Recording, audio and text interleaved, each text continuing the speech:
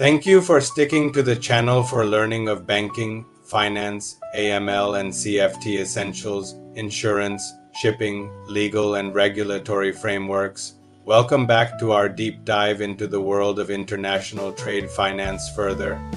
Today, we're tackling a really practical part of the Uniform Customs and Practice for Documentary Credits, or UCP 600. We're zeroing in on Article 11, which covers teletransmitted and pre-advised credits and amendments. This might sound a bit technical, but trust me, understanding this article is crucial for anyone dealing with letters of credit. It is all about how the LCs are communicated and when they become officially active. So take a notebook and let us unravel this together. First of all, let's understand why this article is so important. In our fast-paced global economy, communication needs to be quick and reliable. We can't wait for physical documents to be mailed across continents to start a transaction. That's where teletransmission comes in. Methods like SWIFT messages, which are the backbone of modern banking communication. Article 11 provides the clear rules for how these electronic messages are treated, ensuring everyone is on the same page. Let's break down Article 11, Sub-Article A. It deals with authenticated teletransmissions. It states that an authenticated teletransmission of a credit or an amendment is considered the operative instrument. This means if a bank sends a SWIFT message to advise a credit, that SWIFT message itself is the legally binding letter of credit. There's no need to wait for a follow-up mail confirmation. The rule also says that a mail confirmation should not even be sent. This prevents confusion and the risk of having two different versions of the credit floating around. Let's imagine a scenario. An issuing bank in Germany wants to issue a credit in favor of a beneficiary in Vietnam.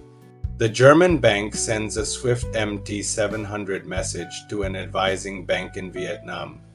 According to Article 11A, this MT700, once authenticated by the advising bank, is the operative credit. The beneficiary can confidently start preparing the goods for shipment based on this SWIFT message. The advising bank in Vietnam should not expect, and the issuing bank should not send, a hard copy of the LC by mail. The electronic version is the real deal. This is a huge efficiency booster. It eliminates delays and reduces the chances of fraud that could occur with physical documents. However, the key word here is authenticated. Banks have specific procedures, like tested keys or SWIFT's authentication system, to verify that the message is genuine and came from the stated source. Without this authentication, the message holds no weight.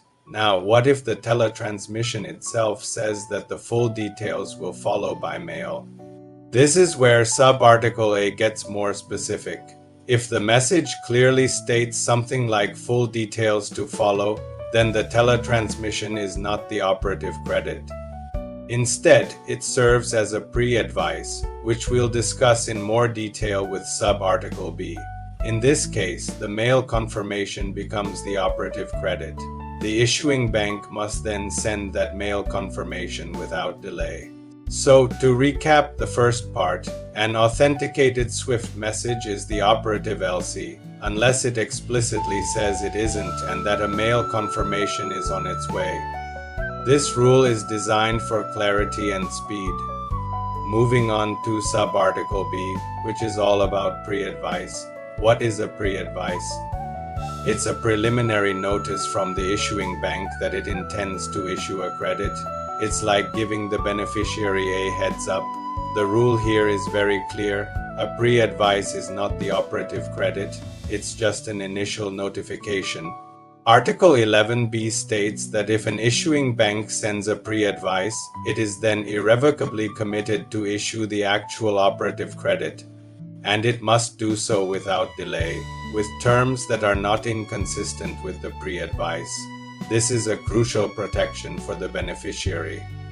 Once you receive a pre-advice, you can be certain that the real LC is coming and that its core terms won't change. Let's take an example. A buyer in the USA asks their bank, the issuing bank, to issue a credit. Before issuing the full LC, the bank sends a SWIFT MT-705 pre-advice of a documentary credit to the seller's bank in China. This pre-advice might contain key information like the amount, the parties involved, and a brief description of the goods. The seller in China sees this and knows the deal is moving forward. They can perhaps start preliminary preparations. However, they cannot present documents against this pre-advice because it is not the operative credit. The issuing bank in the USA is now obligated to issue the full credit, the MT-700, and it must do so promptly. The terms of the final MT-700 cannot contradict what was stated in the pre-advice. For instance, if the pre-advice mentioned the credit amount is $100,000, the final credit cannot be for $90,000. This commitment provides security and predictability for the exporter, so a pre-advice is a promise. It's the issuing bank saying, "Get ready, the official LC is on its way, and this is what it will generally look like." It's an irrevocable commitment to issue, but not the credit itself. Finally, let's look at sub-article 9C as it is relevant here. This part of the article is quite simple but very important also for Article 11. It states that a bank that uses the services of another bank, the advising bank, to advise a credit must also use that same bank to advise any subsequent amendments. This makes perfect sense from a logistical and risk management perspective of pre-advise. Imagine if the issuing bank sent the original credit through Bank A, but then sent an amendment through Bank B. The beneficiary might receive the amendment from Bank B without ever having received the original credit, which is with Bank A this would create chaos. The beneficiary wouldn't know what the amendment relates to. By forcing all communications to go through a single channel, the same advising bank UCP 600 ensures a clear and consistent trail of information. The advising bank has the complete history of the transaction, from the initial credit to all its amendments. This allows them to properly advise the beneficiary and maintain a clean record. For example, a bank in Brazil issues a credit to a beneficiary in South Korea through advising Bank XYZ in Seoul. A week later, the buyer and seller agree to change the shipment date. The issuing bank in Brazil must send the amendment to advising Bank XYZ in Seoul. They cannot decide to send it through a different bank, say Bank ABC. This ensures the beneficiary gets a complete and coherent picture of their credit terms from a single, trusted source. So let's bring it all together. Article 11 is all about the modern way of communicating credits and amendments. It establishes clear rules to avoid confusion and disputes. Sub-article A tells us that an authenticated electronic message, like a SWIFT, is the operative credit itself, unless it specifically says it's just a preliminary notice. This prioritizes speed and efficiency. Sub-article B clarifies the role of a pre-advice. It's not the credit, but it is an irrevocable commitment from the issuing bank to issue the actual credit without delay and with consistent terms. This gives the beneficiary early assurance. And sub-article 9C ensures a clean line of communication by mandating that a credit and all its amendments must be advised through the same bank. This prevents fragmented information and potential chaos. Understanding these points of Article 11 is fundamental for anyone working with letters of credit. It ensures you know exactly when a credit becomes operative, what to expect from a pre-advice, and how amendments will be communicated. It's one of those articles that truly reflects the practical, real-world needs of international trade, blending traditional principles with modern technology. I hope this breakdown has made Article 11 much clearer for you. These kinds of rules that make the UCP 600 such a powerful framework for facilitating global commerce securely and efficiently.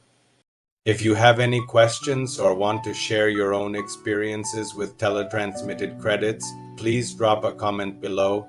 I love hearing from you all. Thanks so much for watching. If you found this video helpful, please give it a thumbs up and do not forget to subscribe and hit that notification bell so you would not miss our next video. We'll be continuing our journey through the UCP 600.